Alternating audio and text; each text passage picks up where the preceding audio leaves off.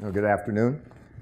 I'm Dave Mahon. I'm the Chief Security Officer for CenturyLink. And for those who don't know a lot about CenturyLink, we're about an $18 billion company. We have 44,000 employees, 22,000 contractors, 3,000 vendors, 600,000 square miles of the backbone of the internet. We have operations around the world. We have about 9,000 employees in 35 countries, and we carry traffic to almost every country. We serve every part of the cloud, telecommunications, and technology space, everything from residential telephones to 60 data centers around the world. We rack out companies in our data centers. We put on platforms and applications and run managed security services for them. In addition, if you've been following the industry, last week we announced that we've just acquired Level 3 for $34 billion, and that's going to give us another 200,000 square miles of the backbone. When we're done, we'll connect about 75,000 buildings around the world, 10,000 in EMEA alone. And so my responsibility for the company is I'm responsible for all internal security. So members of my team include the Chief Information Security Officer and all those functions, cyber defense teams that look at the IDS, the IPS, the forensics, the e-discovery. I have an industrial security team, if you're familiar with industrial security. We're a defense contractor for the U.S. federal government. We carry 100% of DoD's internet traffic, as well as traffic for the White House, the State Department, and many of the other agencies. We're also a critical infrastructure, so I have a critical infrastructure protection team. We have over 8,000 buildings, and with a population of employees and contractors over 60,000, there's all sorts of internal and external investigations when you're trying to protect a company. We have our own intelligence program because we have to look globally and find out what the risks are. And then we have a national security team. The national security team, we support our CEO, who has a presidential appointment to the NSTAC, the National Security Telecommunications Advisory Council, started by President Reagan when he realized that all of the government rested on commercial networks. There's 30 CEOs that receive this appointment. They meet with the president annually. And then the president's a place where the president and the National Security Council can come and ask corporate America to study issues on behalf of the government with an idea toward the policy recommendation. The last one that our CEO chaired with or co-chaired with the CEO of Intel was how would the nation recover from a large-scale domestic attack? We put those teams together, we do the research, we present it to the president for his approval. I also have team members that sit inside the U.S. Department of Homeland Security. We help DHS write the National Infrastructure Protection Plan. And then we sit on a variety of other federal government security committees to make sure that we're in sync with them on large operations.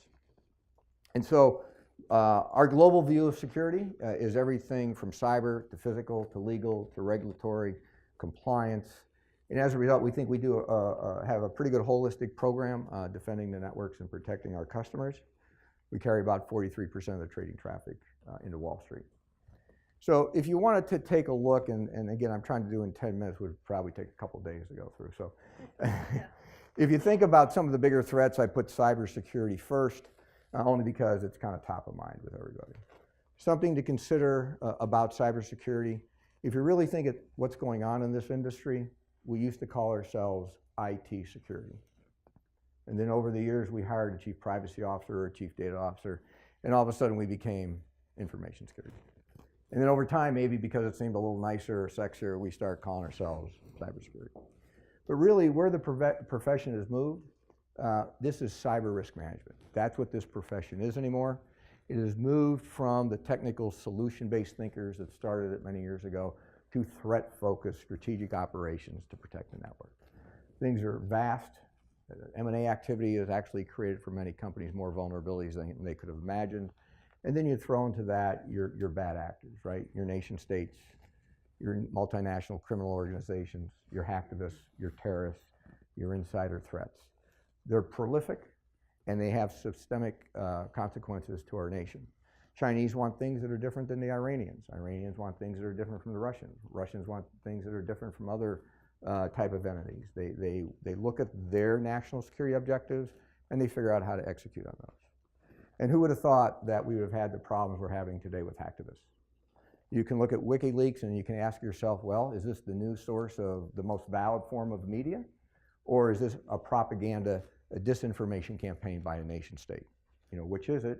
But we all sat through the elections, and we saw what we saw on the nightly news. So everything is moving in these directions, and you have to know how to manage them, because they can also target your company for corporate reasons. For all the reasons that WikiLeaks targeted, who they targeted, they could decide they don't like the agenda for your corporation, and they could do the very same thing with your CEO's emails or your emails from another leadership, and put them out there for everyone to judge whether they're accurate or not. But it certainly creates a crisis management scenario for you. So you do really want to understand, if you're running cybersecurity, who these bad actors are, because they're very different and they come at you for very different reasons. There's reasons the Chinese went after Westinghouse when they signed a joint venture agreement, because they want the joint venture negotiating information, so they knew how to negotiate with Westinghouse. There's a reason another part of the Chinese military went after Westinghouse, or U.S. Steel and Allegheny Technologies. They were in a trade dispute. They wanted their litigation strategy.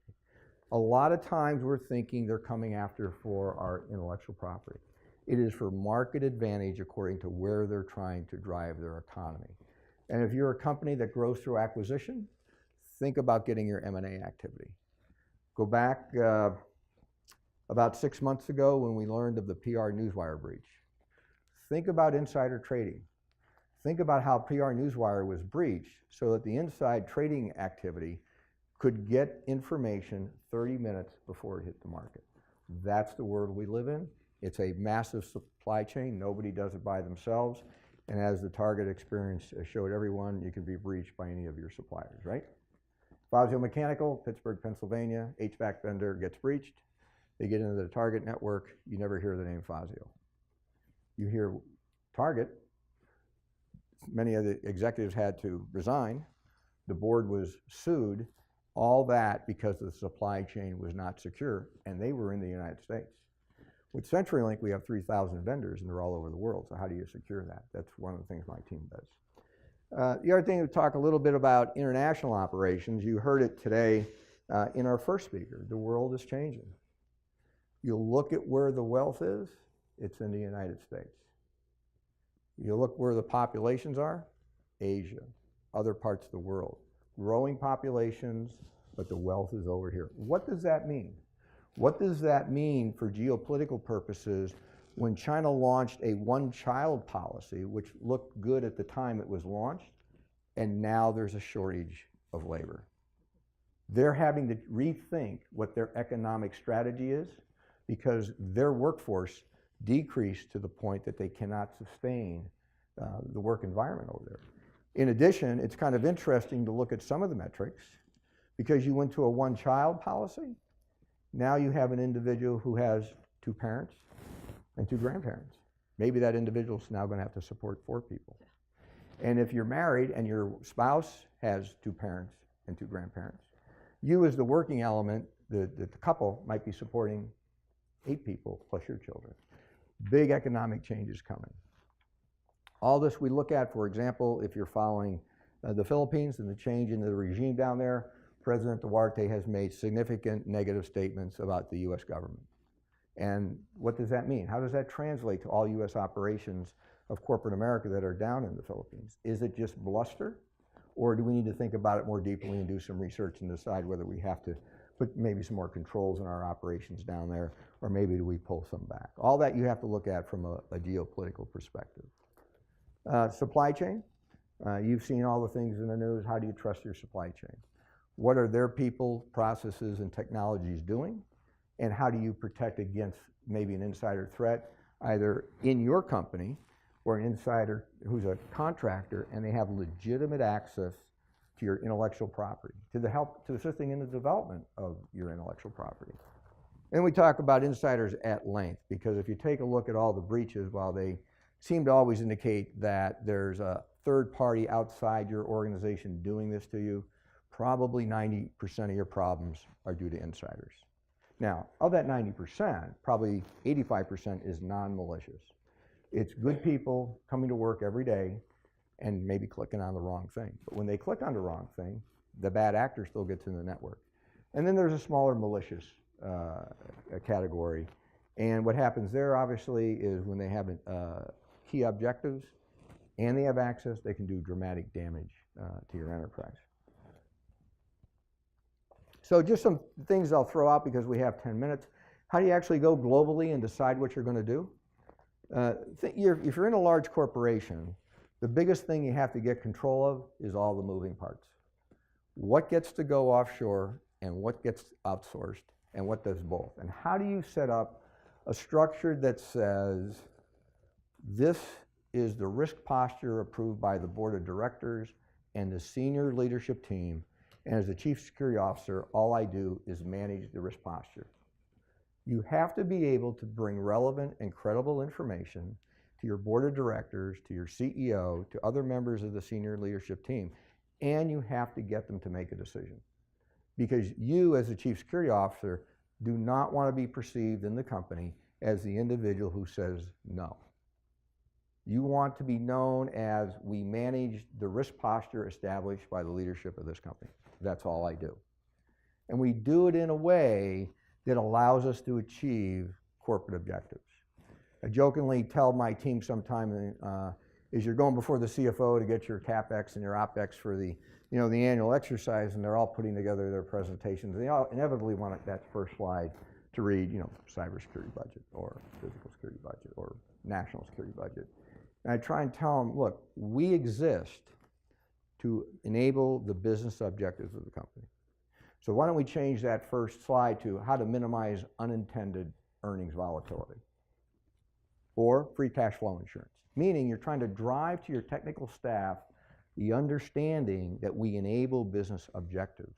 We're just not technical solution-based thinkers that are rolling out firewalls and anti-spam filters and all the things that go to a defense in-depth program.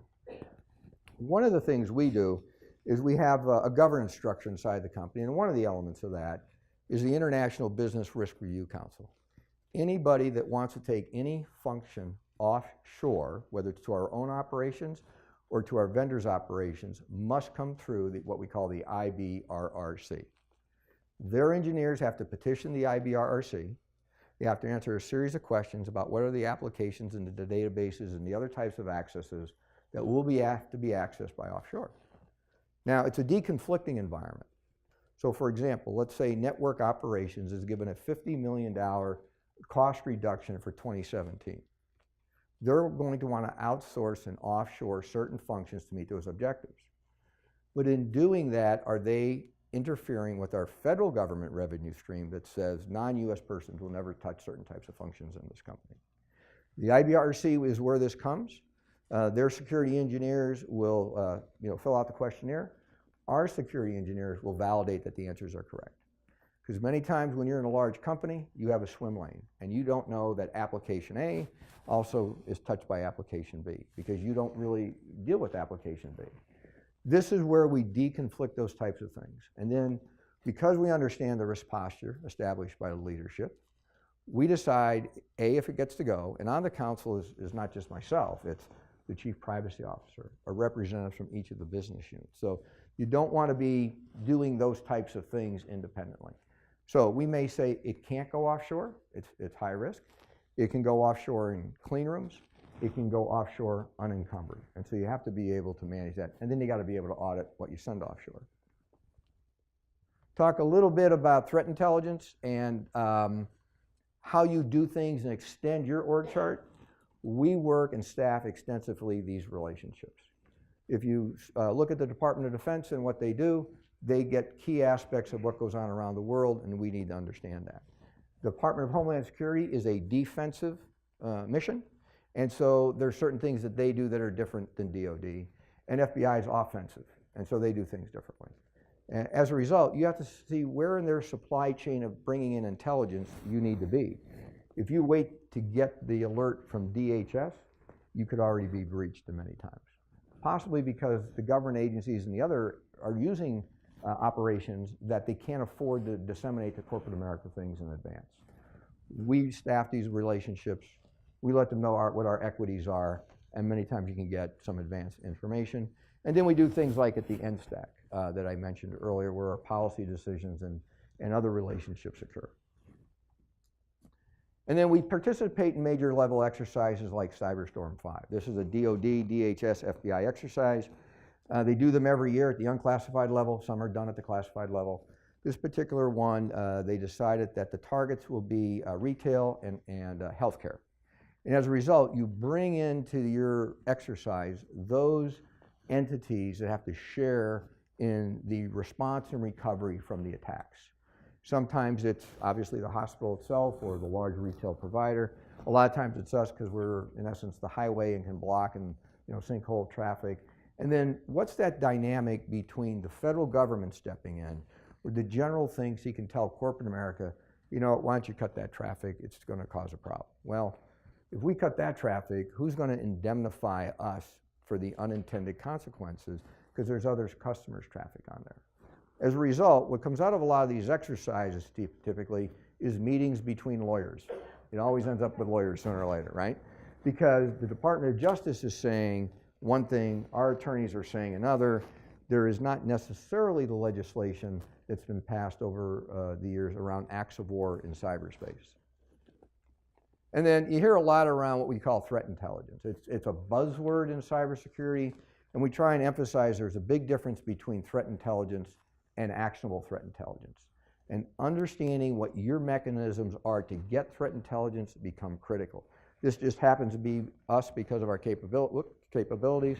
That's our backbone network. We get certain learnings off of that. On the right, because we're managed security services, and we do a lot of security work for Fortune 500 companies and small businesses through our managed security service offering. We see what goes on in those networks. The CenturyLink Enterprise Network is massive. We're 44,000 employees, as I mentioned, 22,000 contractors. When we finish the level 3 acquisition, it'll be another 13,000 employees. So there's a lot that goes on in that network. We also chair the communications ISAC, and that allows us in meetings with all the other ISACs, so we get to see what the financial vertical is dealing with, or maybe the retail vertical or the healthcare vertical. And then there's a lot of open source. There's a lot of great information if you have intelligence, subject matter experts that know how to get open source information. Much of the classified information in this world was at one time unclassified, but people don't know how to research it and how to put it all together. And having analysts that can actually write it and make sense of it all is how you actually get actionable threat intelligence. And because of who we are in this space, we also overlay it with classified information. So I know that was quick, 10 minutes. I think I ran over. So with that, I'll open it up for some questions. How do you deal with the plethora of, you're talking with the DIB and the ISAC and Energy ISAC and on and so forth. How do you deal with the different ways that they spit out different formats of threat intelligence and attack intelligence and so forth, and turn that into useful intelligence? Sure.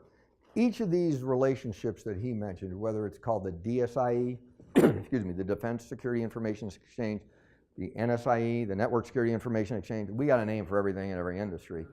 They're at different levels of maturity. So if you think about attacks, the most sophisticated attacks are first launched at the high-profile targets in our nation, federal government entities, DOD, other agencies.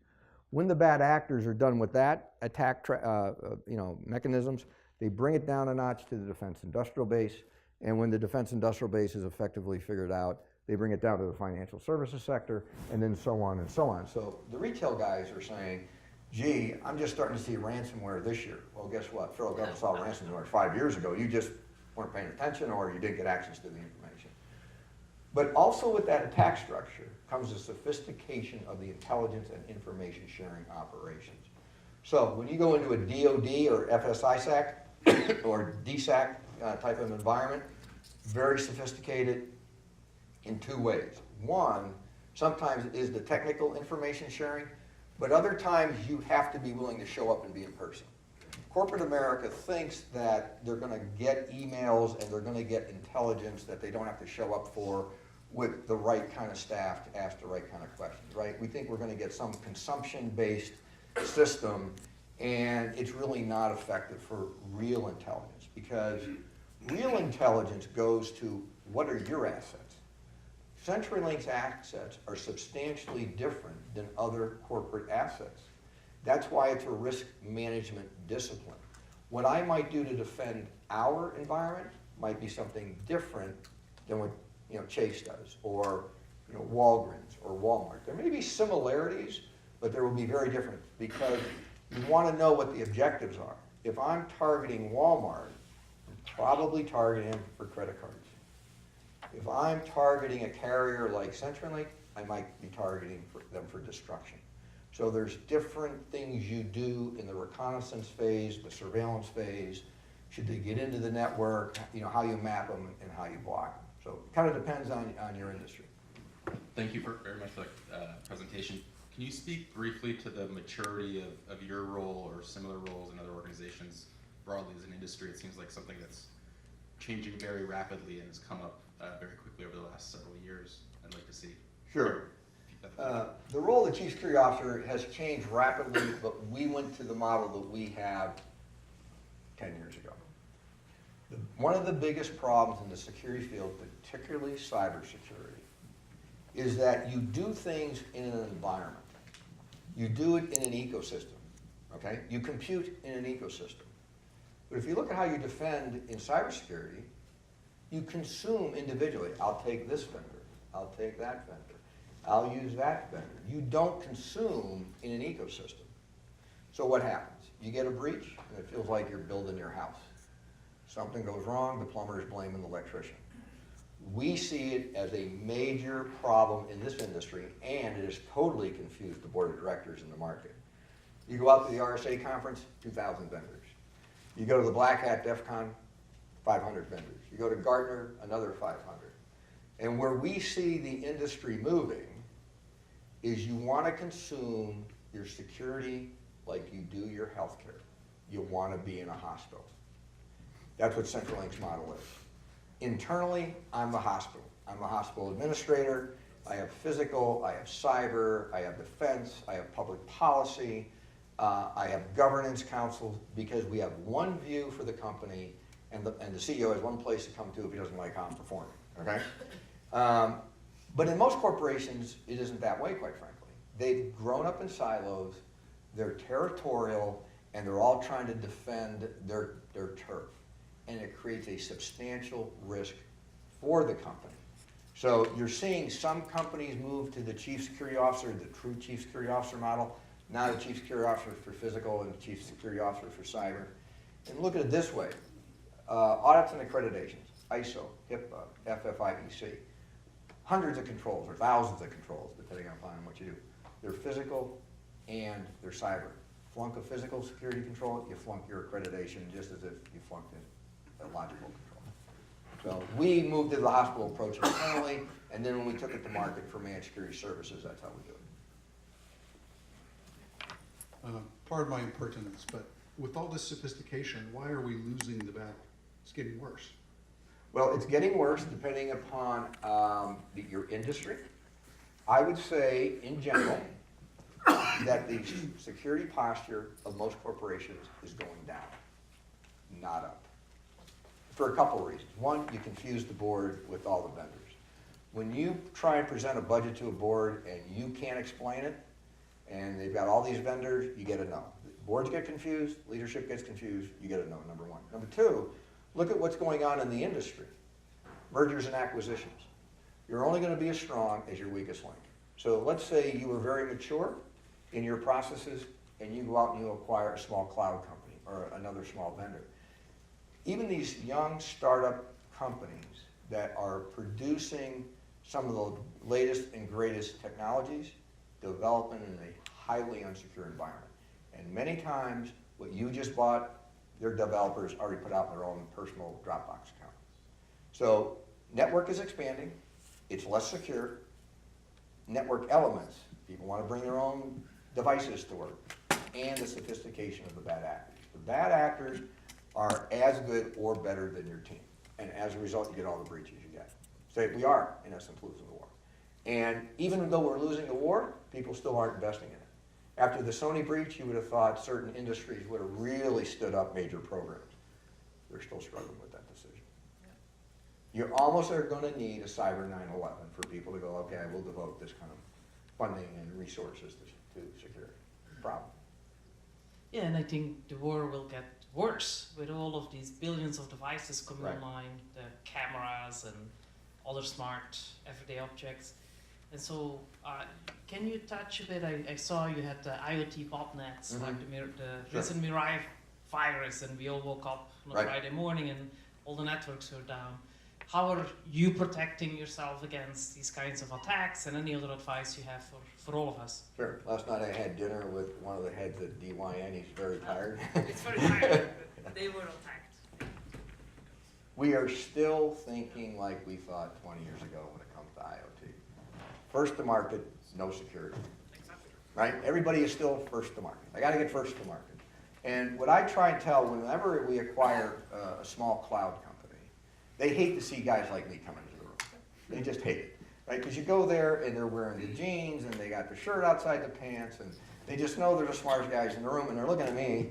They go, "This guy's in charge?" And I'm, usually trying to tell them I can't think. I must start just touching my body. But the problem is this: they're trying to be first to market and they're not thinking about security.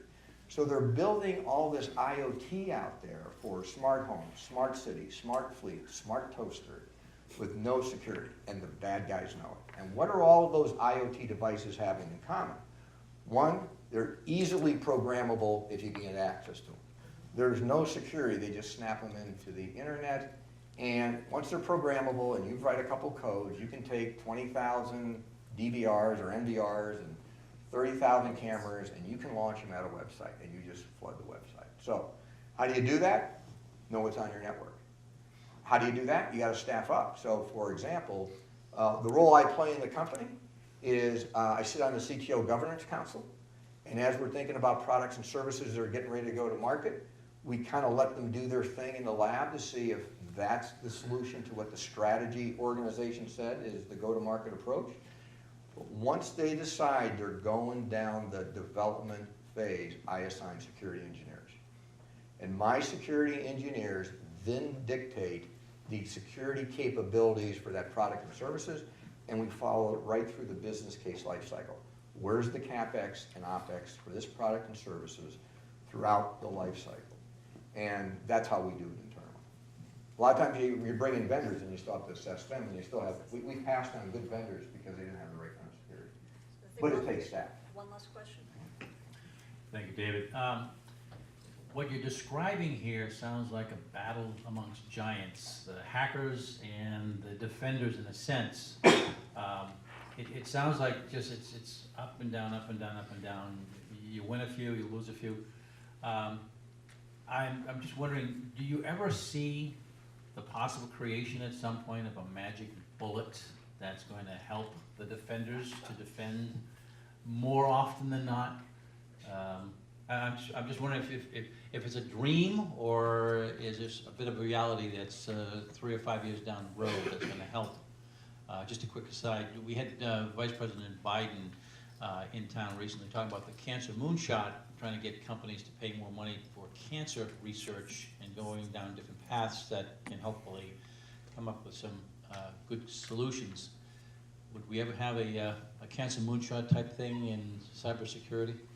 Well, there was actually a meeting on that in this town 2 months ago that I attended at Harvard Kennedy School of Government National Preparedness Branch to ask that very question.